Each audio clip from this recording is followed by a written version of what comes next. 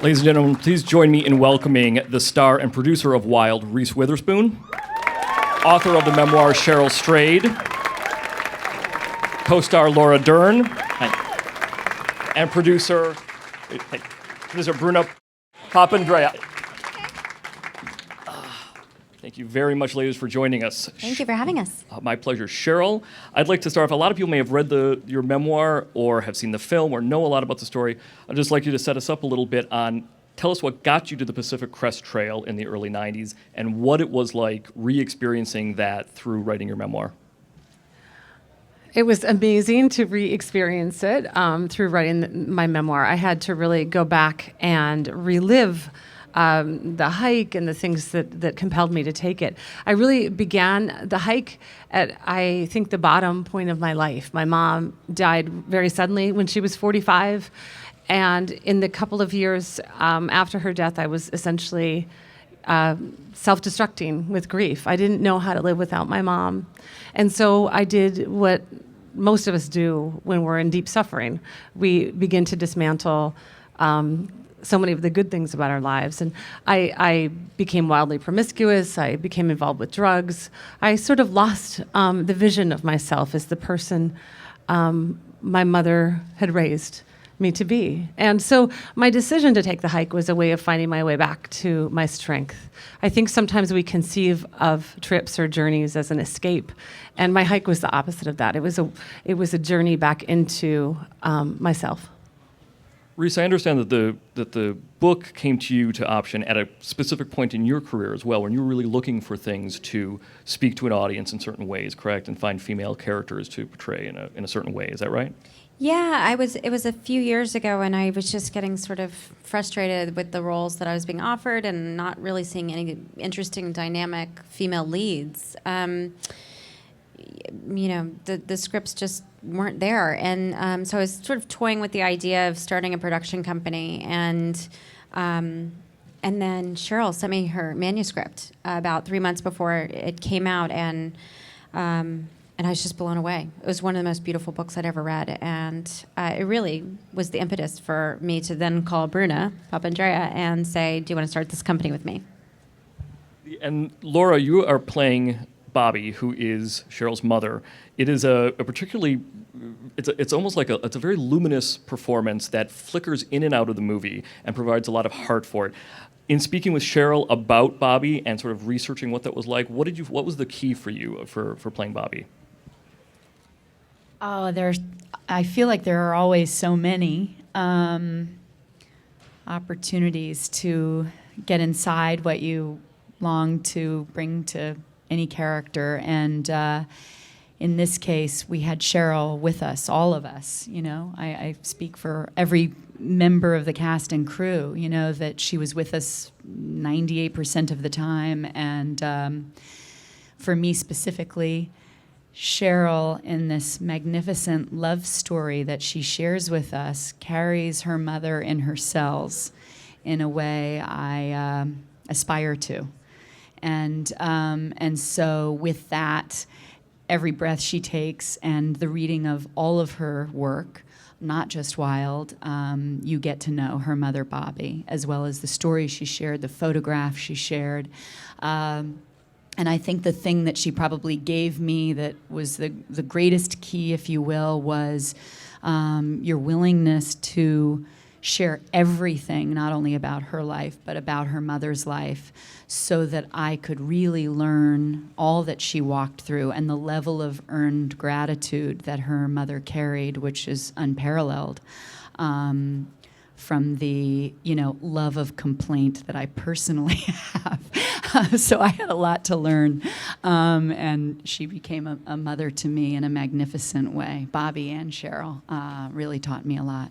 There's a side note that I read recently that Cheryl, your daughter, Bobby, named after your mother, plays the young Cheryl in the movie, Reese's character, young, and kind of had a chance in a way to sort of meet her grandmother, your mother, that you never got a chance to meet. Is that correct? That's right. My daughter Bobby is young Cheryl in the movie.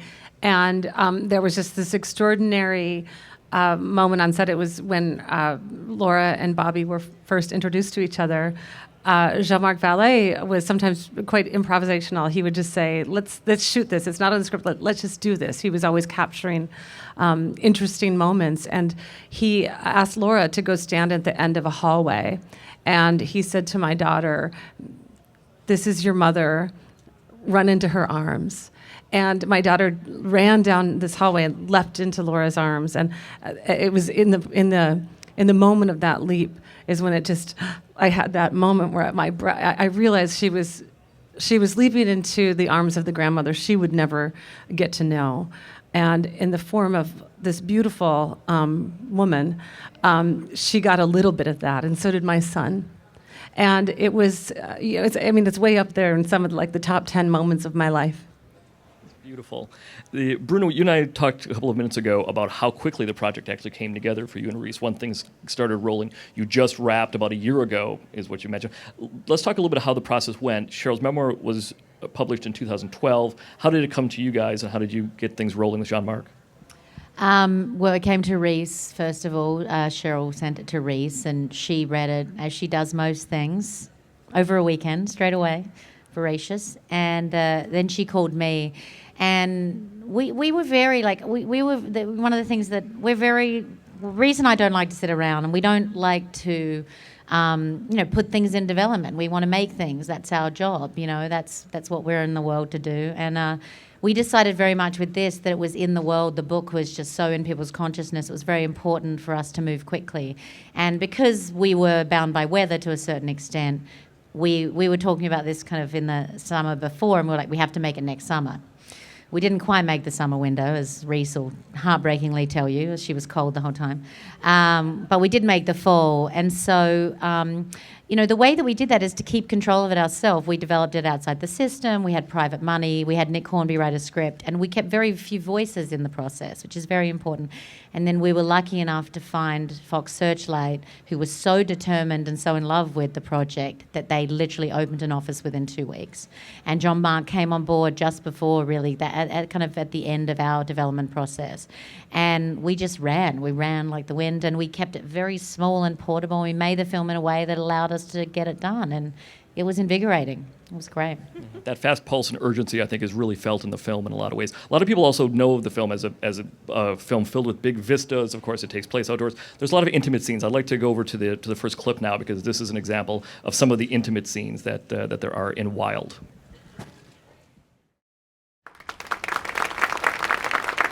It's a beautiful scene. The crux of it, of course, is the idea of how to find your best self. Reese, that to me is the arc that Cheryl goes on. Is that how you saw it amongst many, I'm sure, of in filming, in preparation, that sort of idea was the driving motivator in the performance, how to find your best self? Yeah, I think Cheryl says it so beautifully about getting back to the woman that her mother wanted her to be. And so many of us wander in life and lose our path. And there's so many things that every single person in this room has experienced that can set you on one course or another, and you have no idea that they're going to happen. But I do think there's something beautiful about that it does. I love that at the end of the film, it's not a relationship that saves this woman. It's not money. It's not her parents. It's not that some thing happened. It's that she literally had to save herself. And we all do. Everybody in this world has to figure that out at some point. There's also a particular beauty to portraying a character with a very specific contemporary edge. And I feel that in this performance, it's very hard to do that. People always, think about characters. People always think about them being period pieces or things. But this particular film says to me, this is a woman dealing with urgent moments. It doesn't matter. It took place early '90s, whatever. It's a woman of today. Is that a correct assumption in your view of her in the film, that she's very much a contemporary person? Yeah, and I would say that she's a person. It's not just a woman's journey. I think this is actually just a human journey. I think there's so many men that come up and see this film and they say, that's my story. Because we all struggle. And I was really so moved when I read the book that, Cheryl did it by herself. She did this alone for 94 days. She was completely alone. That's always reoccurs to me. Wait, she was alone. I think a lot of people travel in life and they do things, but not very many people do it by themselves. Just the idea of journey brings up the idea for the next clip, which is more of what people are talking about when they talk about this movie, some of the big outdoor scenes. Let's take a look. That's an example of the openness that I think Laura was talking about earlier. Cheryl, you were not in hiking shape when you went on this 94-day trek, were you? In the book, I remember rereading, you had just done heroin, like sort of just prior to, a couple of weeks earlier, a couple of days earlier, right? A couple days earlier, yeah. So you were not like, it's not like you were training for it and going and jumping in. Yeah, I didn't on the surface seem to be somebody who was about to go on a 1,100-mile hike. But I mean, I think that's one of the things that I love most about what readers have said to me. You don't have to have a license to go into the woods. You don't have to have all the right gear or be terribly experienced. You just go and put one foot in front of the other and see what happens. It belongs to all of us, those wild places. There's a terrific moment when Reese has to put on a giant backpack that she nicknames Monster. And there's a story that you told in Toronto about how you were thinking, oh, we'll just kind of fill it with styrofoam or something, and it'll be, but Jean-Marc had a different plan. Is that correct, Reese? Well, yeah, the first day of shooting, I mean, I've made tons of movies, and whenever you have a heavy bag, they just stuff it full of newspaper. So I put on the backpack, and I had on, and they stuffed it full of newspaper, and I was la-da-da. And Cheryl was on set that day. And I saw her and Jean-Marc kind of talking after our first day. He said, cut. He's French-Canadian. He said, what's in the backpack? I said, nothing. And he goes, oh, no. Prop people, we need all the things into the backpack. And I was like, are you kidding me? Are you joking me? Because it was like probably the first day I was like walking and into some vista and then walking back.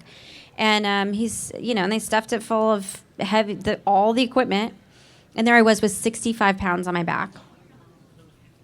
It was crazy. And so then cut to later, this is what Cheryl told me. She's like, I was the one that told him to make your backpack heavier. And I was like, what are you talking about? She said, well, I thought I was actually doing you a favor. That way you didn't have to act like it was heavy. That's right. That's right. I saved your ass, man. You just had a heavy backpack. Thanks. A verisimilitude. That's right.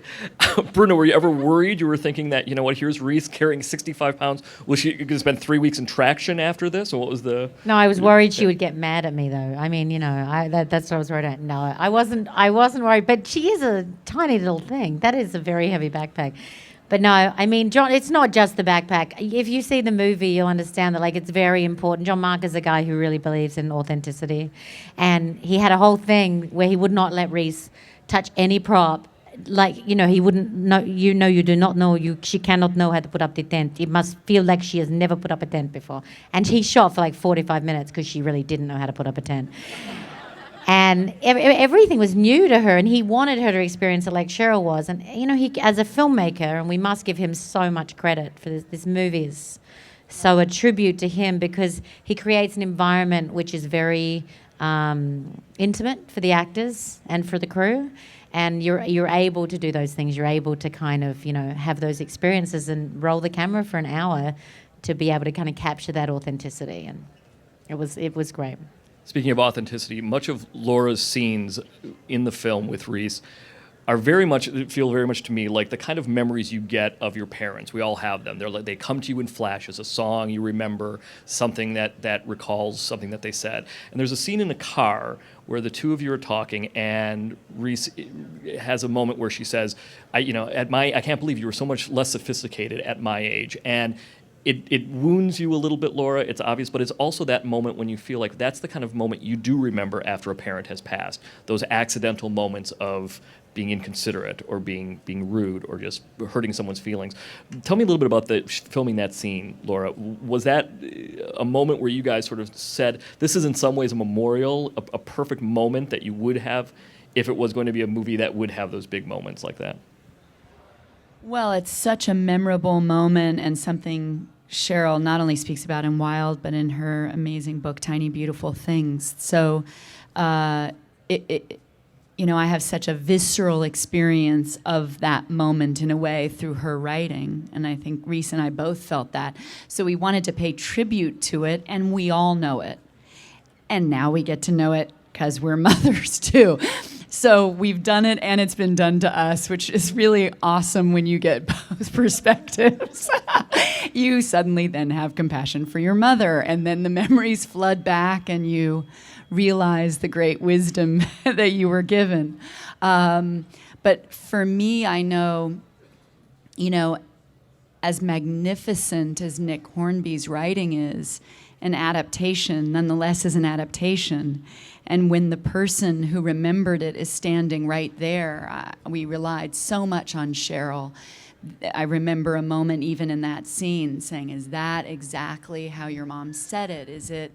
Because the way she spoke was with such wisdom and poetry that you also want to get yourself around it as an actor so it feels honest and messy, and not, never preachy, as the moment does, and only in memory does it hold the value. So Cheryl just was such a beacon of light to always, hopefully, bring me back to your mother.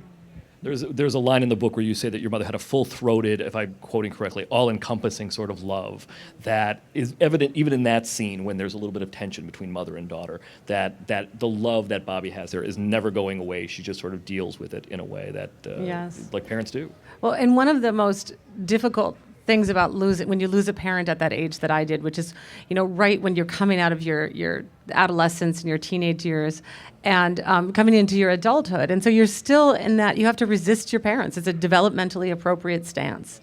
And you're at the height of your youthful arrogance. And I've talked to thousands of people around the world who've said, that's when I lost my mom or my dad too. And there's so much regret because you don't have those years where you get to say, oh, remember when I said that stupid thing to you about being sophisticated? I'm so sorry. That was one of the demons I had to exercise on the trail. I had to apologize to my mother without my mother hearing it. And I love that the film has captured that push and pull between the deep love between the mother and daughter, but also their conflicts. Yeah. It's a very interior film too. Before we get to the next clip, I just want to ask Reese. It is a movie where so much of your performance there's no voiceover. It's told in flashback and it's told in the present time. But so much of it is what's going on in your face and what's going on in your eyes at various moments. What kind of challenge was that for you as a performer? Oh my gosh, it was so hard because I don't know if you've noticed, I talk a lot in movies. I was going to say, you done a lot of movies are where I known for being talk. very verbal. That's right. Yeah. And I talk a lot, and I talk really fast, and talk in funny accents, and I do funny voices, and this was like nothing. And that was hard. But like the first couple of days, I was like, whoa. It's almost like finding another language, right? Like you have to find the language of... Yeah, but it was almost like being in a documentary where some guys were just walking around filming me backpacking. That's what it felt like, honestly. Because I didn't have any makeup on. I had not cute costumes. I was like... Hey, those were nice shorts that I picked out. I looked cute out there, They were right? super 90s and really high. And, but yeah, it was a different kind of challenge, but it was physically grueling. I mean, it was grueling. I know I didn't walk 1,000 miles, but I walked back and forth up the same hills. I have such sympathy for you, Reese. Oh, I know. She doesn't feel sorry for me at all. Let's take a moment, our next clip, to take a look at Reese on the trail and when she meets someone on the highway. As much as this film is, as Reese said, it's not gender specific. Men, women. I love movies where people find themselves in the outdoors and kind of have to deal with it. And I actually want to touch on that in a second with Cheryl about how it's not about a woman versus nature. But the quote right there about women can't walk out in their lives, to all of you, just to anyone jump in, the notion that women can't walk out in their lives, they have children, they have responsibilities, is a very real thing, and it's beautifully articulated here. In just a sort of a sense of what the movie represents in that way, how did you feel about presenting a story where a woman does walk out in her life because of whatever her circumstances were? Bruna, do you want to start? Oh, God. Yeah, I mean, I just became a mother, so it's stuff that I think about all the time. And this movie, I think, is even more resonant to me for that reason. And I actually don't think it's specific to women. I don't think men can. Men maybe do more just because of, the way the world works. But I give men a lot of credit too because they don't too. You know what I mean? I don't like to kind of make that specific too because, I put a lot of faith in fatherhood. But I just, I love the idea that what this movie portrays is how complicated life is for all of us, not just for Cheryl, but for all of us, and how we all have to find our way around that. Cheryl and Reese, the notion of it is not a movie about a woman versus nature. It is about finding yourself in nature and growing in that respect is very much the underlying thing as well, the underlying feeling. Do you feel that it is a type of movie, though, that if people look at it, they can say, oh, she's learning how to cook a fire, she's learning how to do this. But once you see it, you walk away saying, this woman is actually finding herself through her surroundings. Right, yeah. I mean, I think so many of the tales we have, the narrative tradition throughout time, a very powerful one is man versus nature. And so often that journey entails a certain domination of nature and that the hero needs to be to conquer or vanquished. And I never felt like the conquering barbarian upon the land on my hike.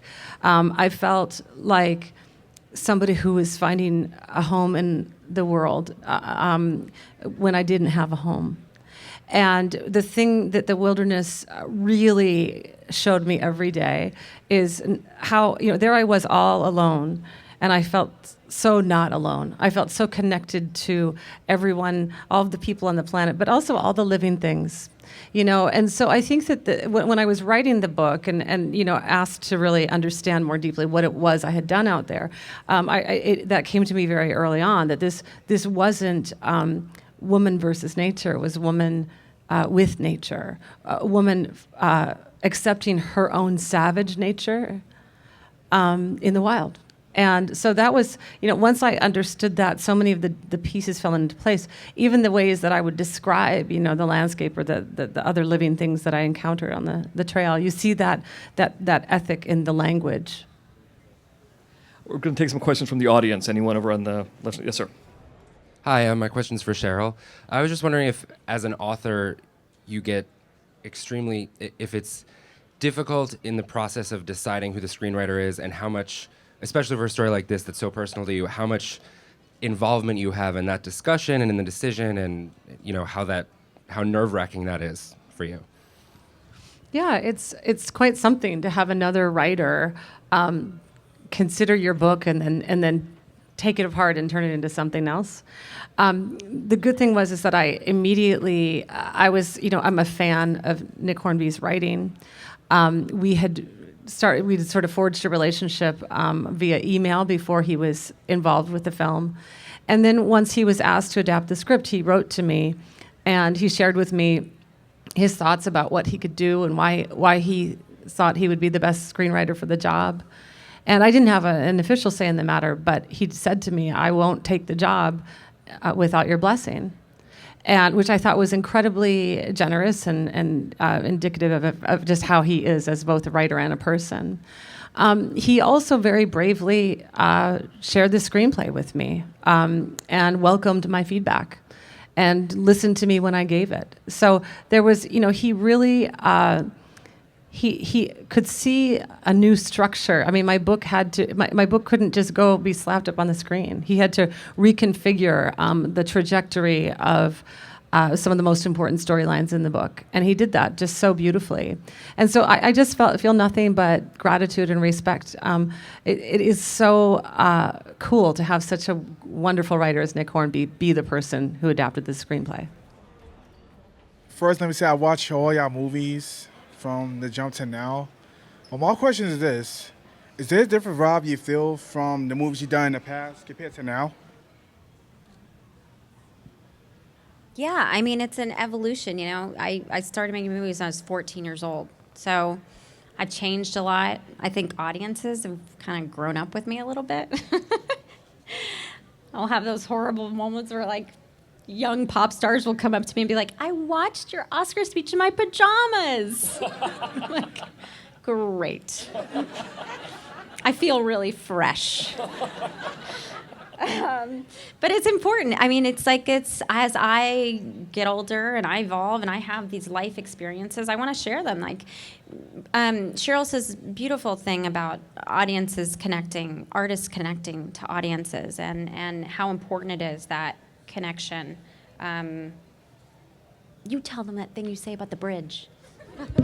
I love that thing you said about the bridge. We're like a married couple now. Reese is prompting me to tell the stories. No, I mean, I think one of the things that we've all talked about, because all of us, we're at this for a while, and of course we are excited by getting awards or being nominated for things and all. That's a very glorious affirmation that that we're liked by certain committees of people.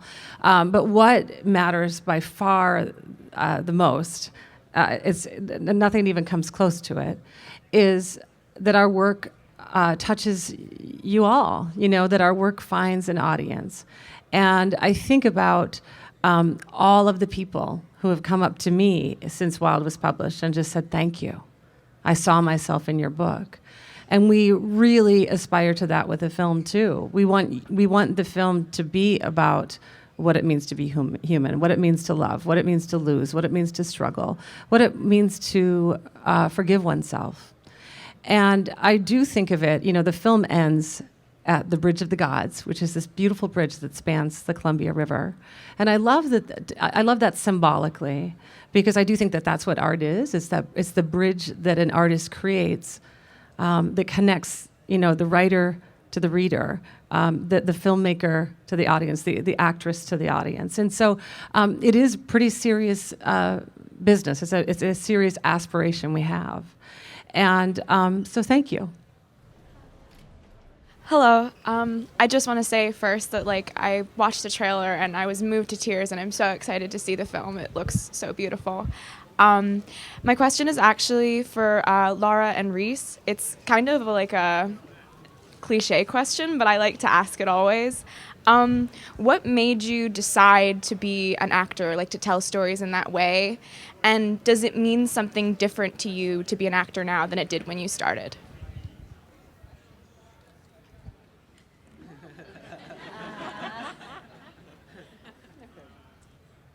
Well, I was raised by actors, so I got to fall in love with it at a very early age watching them. And I think the thing I fell in love with originally was watching the collaboration between a filmmaker and the actor.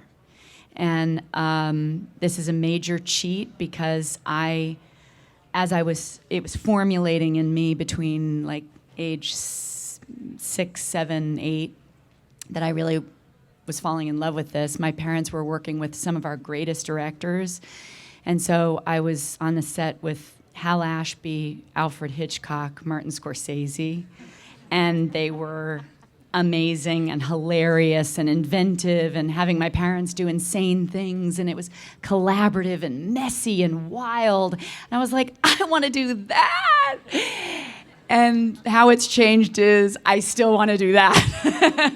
And so very rarely you get the opportunity to get to say you're privileged, like I am on Wild, to have had an experience that matches the very thing I fell in love with, but it's not always the case. Well, I grew up in Nashville, Tennessee, with parents who were a doctor and a nurse, so they don't know what I was doing. But I was always a really good liar. And I really enjoyed telling a story. And the bigger, the better. And still to this day, I'll tell a bunch. I'm like, and then it happened like this. And then it happened like that. And my husband's like, that's not how it happened. I'm like, shut up, you're ruining the story. So I don't know why. I just always wanted to be an actor ever since I was 6 years old. And I said to my mom, I want to be an actor. And so she took me to acting classes, and I did them every Saturday for 4 hours a day.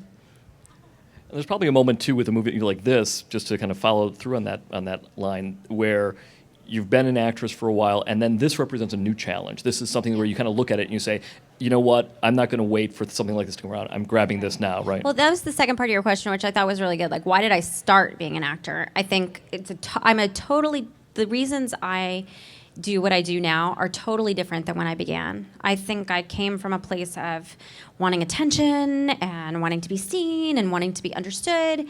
And, you know, that lasts for a while, you know, and then as you get older and you start to kind of work through your stuff and you go through years of therapy, you realize the reasons that you want to be a storyteller change. And that is why a couple years ago, 2 years ago, I just had this kind of moment where I was making movies, but I was kind of making them for other people, but I didn't feel particularly connected to any of them, and I was really losing my passion.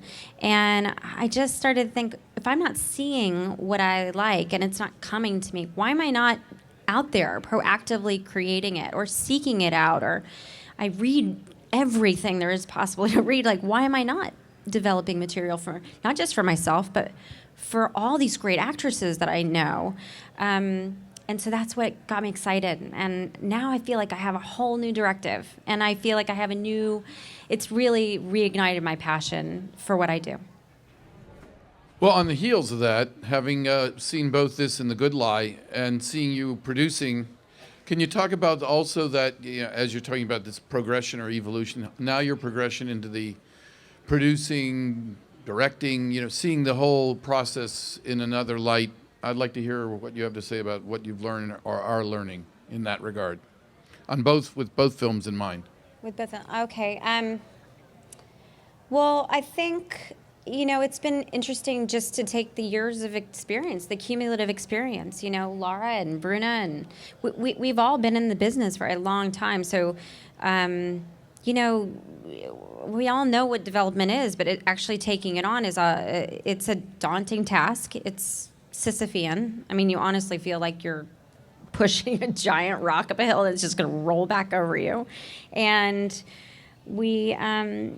but it's the only thing to me at this point, particularly with the way, you know, Hollywood is structured now, it's the only way to get that purity of vision, like really get Cheryl's true vision of her own story straight to the screen, is by, you know, streamlining that process. And so that's what Bruna and I did with just developing the film outside of the studio system and then presenting it to them whole. Because I've had all of these frustrating conversations for 20 plus years with studios that are like, well, we don't want you to curse in the movie, and we really don't want you to have sex in the movie with, like, not your husband, because that would be really unlikable.